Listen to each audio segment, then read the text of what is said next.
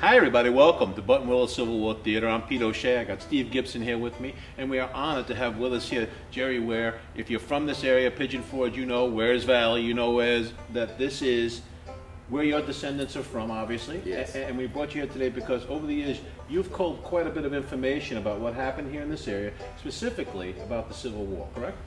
Right. I've done quite a bit of research in history, and especially around the Civil War, because we have sort of a unique story, I guess, because here we are in the South, and yet all our family, or most of our family, we had some that weren't, were strong Union supporters.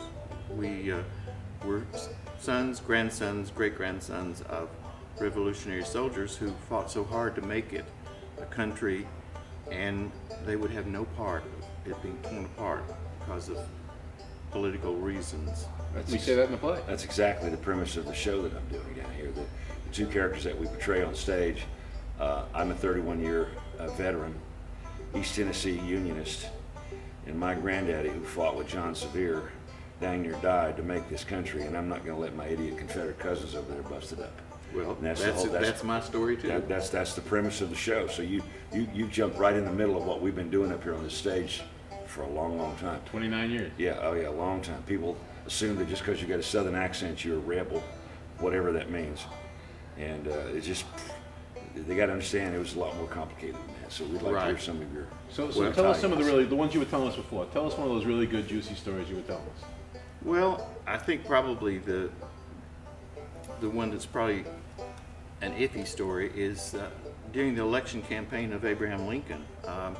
The people rallied at the courthouse. That was the way they got their communications. They didn't have local newspapers that were really that prolific, or they couldn't afford to purchase them if they were there. That's true too. I mean, so they all gathered at the courthouse to have the big rally to support Lincoln's election, and of course they were very strong supporters of Lincoln. And there were a bunch of rowdies that came up from Knoxville, and they decided they were going to break it up, and they were throwing out horrible remarks about Lincoln, why you shouldn't vote for him. One of them was that the Enloe family that lived here were actually the cousins of Abraham Lincoln, that he was the bastard son of Abraham Lincoln from North Carolina. Abraham Enloe had a large farm over at Lefty, where the Indian Reservation is now. It's the park headquarters. It's actually the same building. Okay. And so his indentured service was Nancy Hanks. She became pregnant, and so there was a tinker came through the valley, and because he was an upstanding citizen and family man, he didn't want the publicity or the criticism, and he was a churchgoer. So he paid Mr. Lincoln to take Nancy Hanks to Kentucky, a large sum of money. And so people believe that Abraham Lincoln is actually the son of Abraham Enloe of North Carolina. Oh, I've heard this before, and the more you connect it from different directions like this, the more real it becomes. Yeah. And there's nothing out of sorts with it. There's nothing that would make it not be true either. So I have a copy, original copy of the first book written by Abraham Lincoln's physician, who believes that story is true.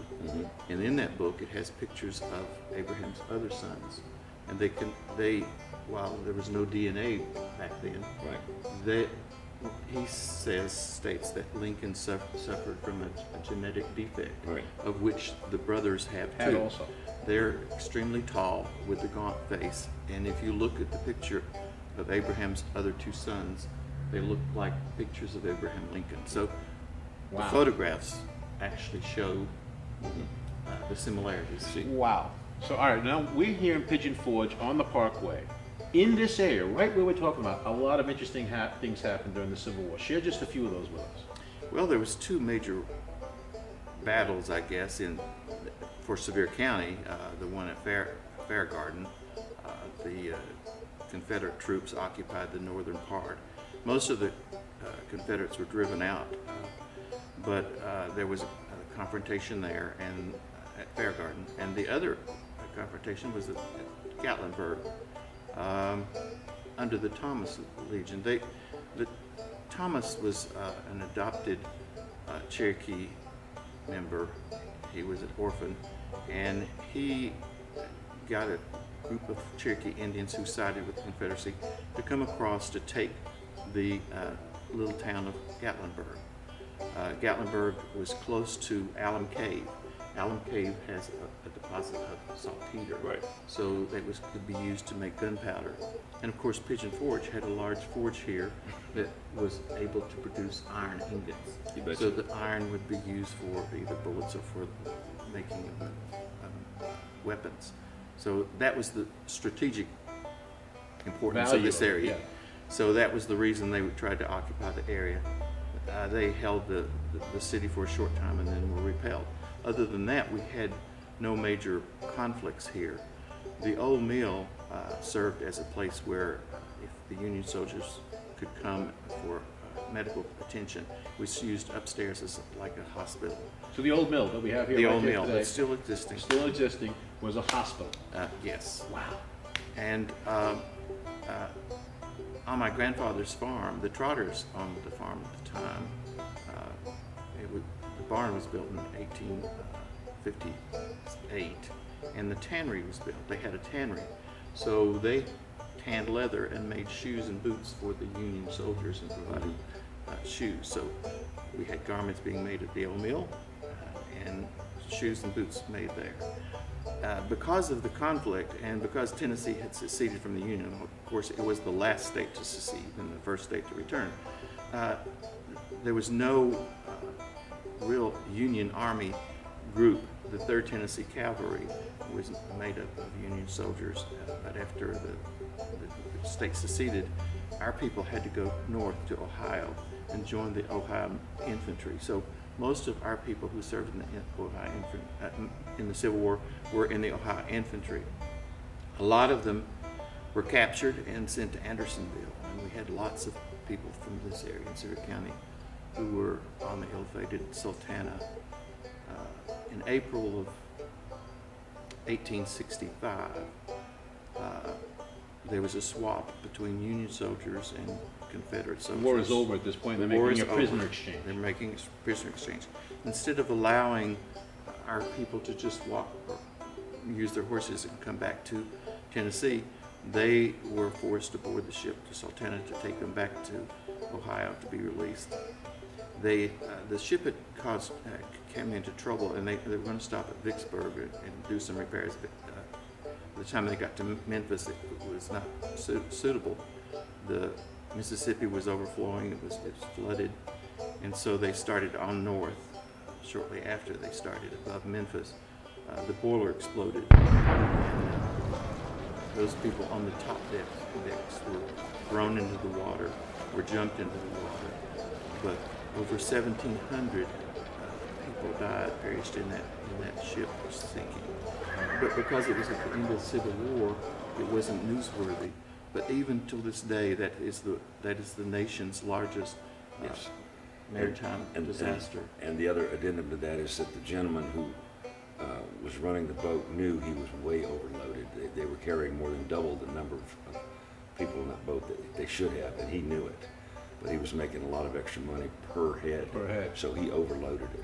They also had horses on there. And so tell us that story, because that involves your wife's relative, right? Yes, my wife's great-great-grandfather, and she had 2 great-great-grandfathers, and some of her great-uncles were on board that ship. All on that ship? All on the ship. So, Mr. Tipton says that he had made the best deal he'd ever made when he was on the ship, and he was on the top level. He was thrown overboard, and he had his horse. He got on his horse, and he saw that there were bodies and horses and mules floating down the river. He knew he was going to drown, and that horse was struggling. It was going under. And all of a sudden, he looks over to his right, and he sees a dead mule. It's floating on the water. So he jumps off his live horse and grabs hold of the mule, and the current takes the mule into the banks, and he's saved, and his horse is washed away. And what did he say? That's the best deal I made, trading a live horse for a dead mule. Another of her grandparents, the Rules, Caleb and John, were on board. Caleb survived, but John was one of the 1,700 that drowned. He later came here and became a preacher and established several churches.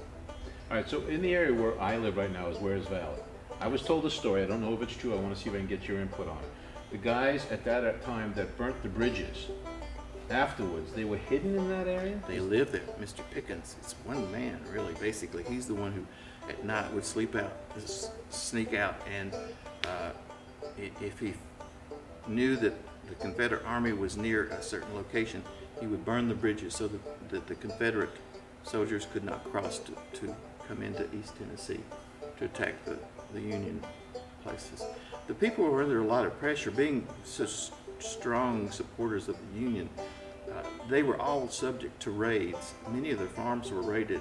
They would break into the houses and take the cattle or kill their hogs, take the food that they had. My grandfather, Jeff Ware, was forced to go into the mountains, and what he did, they come and take food from his farm there in Pigeon Forge, and it was reported that he killed 53 bears over the winter, slaughtered them and brought them secretly at night to feed his family, to keep the Confederate raiders from getting food. And he lived on the bear meat and wild honey. So that's one of the situations, and I'm sure that there were others. But these people were very proud of their ancestors, being sons and grandsons of revolutionary soldiers that have no part of tearing this place apart. But they were sort of captured in this little valley, and they didn't really have a lot of people from outside. So you're right, there was a lot of people who married their cousins, and we were all one big family, basically. So you're saying they were kind of insulated in a way because they had so much going on around them. They were trying to just stay neutral, and just believe in our country and stay loyal to the Union. But it was very hard to do that with everything going on at that time. That's right. But we had many of our families, well, not many, but some of our people joined the Confederate armies. Of course, that was brought conflict to the families. Probably the most notable was our fifth great cousin, John H. Reagan, who had moved to Texas, and he became the Postmaster General of the Confederacy. Yeah. And when Lee surrendered, and Jefferson Davis was also then captured, for a short time, John Reagan was the head of the Confederacy until, of course, it was dissolved.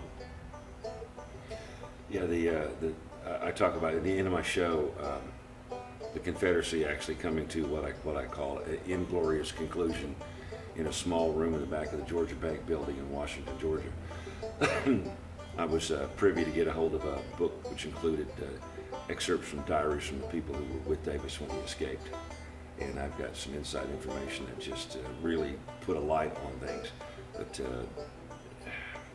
the idea we in our show we kind of surprise people when we tell them that the war didn't end at Appomattox Courthouse.